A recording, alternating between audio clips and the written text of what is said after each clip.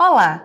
As mudanças no clima do Rio Grande do Sul nos últimos dias e a nova previsão para o fenômeno Laninha são os assuntos do Boletim do Clima desta terça-feira.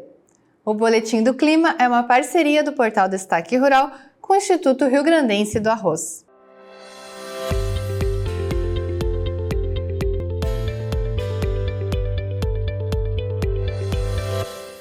Eu recebo a meteorologista do IRGA, Jossana Cera. Seja muito bem-vinda, Jossana.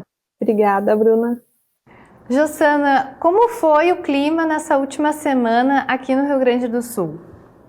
Então, nós tivemos o predomínio do tempo seco na última semana, né? Tivemos alguma chuva mais na metade sul do estado na última terça-feira, dia 12, e a partir de então, predomínio do tempo seco. E no domingo, algumas pancadas isoladas de chuva ocorreram no estado, né? Em alguns locais até com ventos fortes, temporais, mas foram chuvas muito localizadas, tá? E ocorrendo de uma maneira um pouco mais homogênea na fronteira oeste e na zona sul. As demais regiões, como o norte do estado, permaneceram com tempo seco. Então, foi uma semana, além do tempo seco, as temperaturas foram se elevando gradativamente.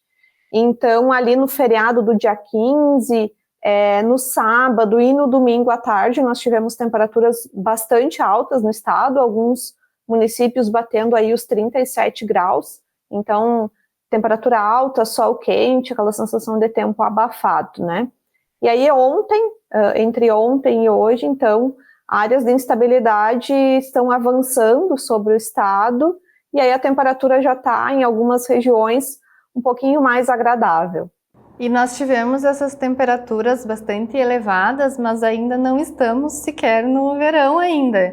Então, Jossana, para essa época do ano, essas temperaturas que bateram ali 35 graus até mais, elas são normais para essa época? Sim, na verdade, o novembro já é um mês bem de transição, né? Então, a gente teve na semana passada, se eu não me engano, algumas temperaturas um pouco baixas, né? E agora, essa semana, temperaturas mais elevadas, mais típicas do verão. Então, é um mês aí de transição. Dezembro, por vezes, também ocorre algumas temperaturas baixas. Então, aos poucos, né, essas trocas aí de massas de ar vão ocorrendo até a gente chegar no verão, e aí sim com um predomínio maior de temperaturas elevadas, mas está dentro do padrão normal. E como essas condições que você relatou impactaram as culturas que estão no campo no estado? O predomínio do tempo seco, então, favoreceu bastante o avanço da semeadura, né, do arroz e da soja. Claro que nesses momentos o produtor precisa ficar atento à umidade do solo, principalmente a semeadura da soja, é um pouco mais crítica que do arroz até.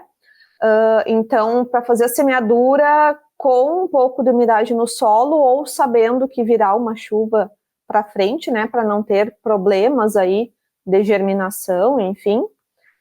Mas a semeadura, né, de ambas as culturas avançaram bastante aí nessa última semana. Com certeza, na próxima divulgação, agora na próxima quinta-feira, a gente vai ter um salto bem grande aí na proporção, né, de área semeada no estado. Sim, inclusive nós relatamos que a semeadura da soja avançou 17 pontos percentuais na última semana, passando de 23% para 40% da área, de acordo com o informativo, com o boletim conjuntural da Emater da última quinta-feira. E, Jossana, como é que fica a previsão para a próxima semana? Então a gente, na verdade, desde a partir do domingo, a gente já começou a observar essa mudança no tempo. Então a gente parte de uma semana seca para uma semana mais úmida. Então hoje, terça-feira, a gente já tem áreas de instabilidade sobre o estado, provocando alguma chuva, e essas áreas de instabilidade devem se intensificar, então, entre esta terça e quarta-feira. Então hoje a gente deve ter chuva um pouco mais forte na metade oeste, em todas as regiões deve chover, mas um pouco com maior intensidade na fronteira oeste e região central, valores aí entre 30 até 60 milímetros, e na quarta-feira segue a chuva em todas as regiões do Rio Grande do Sul, mas ela já começa a se afastar.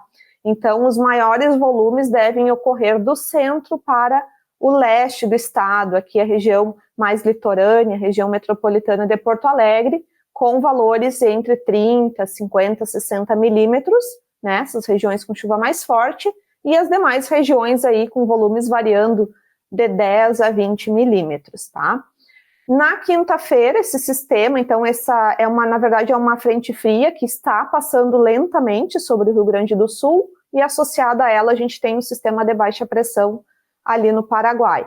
Então esse sistema começa a se afastar, mas na quinta-feira ainda a gente deve ter predomínio de nebulosidade, principalmente do centro para o leste do Rio Grande do Sul, então toda a metade leste, né, com risco para chuva fraca ainda. Na sexta-feira, alguns chuviscos, né, devem seguir ocorrendo nessa faixa mais litorânea do estado, as demais regiões já com tempo seco, e a partir do sábado, predomínio do tempo seco em todas as regiões do Rio Grande do Sul. Então, sábado, domingo, segunda e a próxima terça-feira, então a gente deve ter predomínio do tempo seco em todas as regiões, com a chuva retornando ali entre a próxima quarta e quinta-feira. E nessa última semana nós estávamos esperando a atualização sobre o fenômeno Laninha. Então, Jossana, temos novidades? Sim, então mais uma vez, né, o estabelecimento da Laninha ele foi adiado, então agora existe 57% de probabilidade da Laninha acontecer no trimestre outubro, novembro, dezembro, então uma probabilidade baixa e já para o próximo trimestre, né? Então, na verdade, essa questão do resfriamento do Oceano Pacífico que caracteriza a Laninha, né? Caracterizaria ela, ele não vem ocorrendo da forma como deveria. Então, para a gente ter uma ideia, desde que lá no início do resfriamento, né, em maio, a gente teve apenas 3 semanas em que a anomalia da temperatura da superfície do mar na região do Ninho 3.4, que é monitorada, né, para este fim, esteve com anomalia em patamar ali no limiar de Laninha, que é ao menos 0,5 graus Celsius. Isso ocorreu em apenas 3 semanas, que foi na semana do 18 de setembro, 9 de outubro e 23 de outubro. Na última semana, do dia 13 de novembro, né, semana passada, a anomalia esteve em 0, ou seja, sem anomalia. Então, totalmente dentro da neutralidade. Então, esse resfriamento, né, ele não avança, ele não ocorre. Então, acredito que os prognósticos da NOAA, né, do Instituto Americano, esteja superestimando um pouco esse prognóstico da Laninha. Eles colocam que dos registros que eles têm de 1950 para cá, em apenas 2 eventos de configuração de Laninha, houve o evento começando tão tarde, nesse trimestre de outubro, novembro e dezembro, né? Os outros, eles sempre ocorrem antes, tá? E nesses 2 eventos que começaram assim tão tarde, foram eventos de Laninha fraca e de curta duração. Eu, Jossana, acredito que a gente vai seguir num padrão de neutralidade com viés frio, né?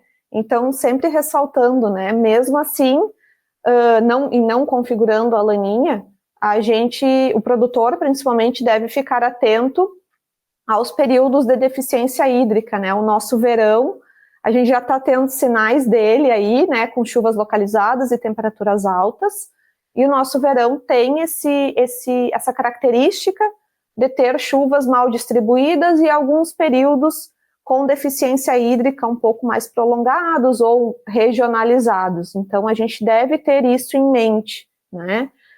Culturas de sequeiro acabam tendo um risco maior, né, em relação à produtividade, a diminuição da produtividade durante esses períodos. Então, ficar atento se tem possibilidade de fazer irrigação, ficar atento aí para os períodos sem chuvas, né, com a previsão do tempo, e aí fazer uso da irrigação, né, se for o caso.